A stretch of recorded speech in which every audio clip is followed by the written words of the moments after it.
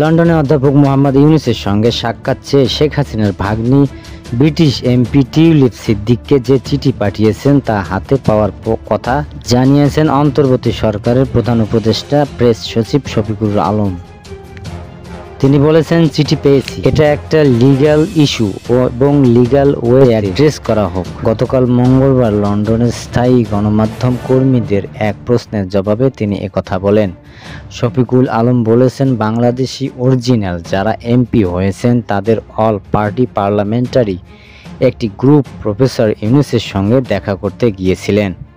সেখানে 1 ঘন্টারও বেশি সময় মিউচুয়াল ইন্টারেস্ট যে জায়গাগুলো আছে সেগুলো নিয়ে কথা হয়েছে, তবে সেখানে টিউলিপ সিদ্দিক ছিল না। তিনি আরও বলেন, এই সময় রোহিঙ্গা ইস্যু নিয়েও আলোচনা হয়েছে।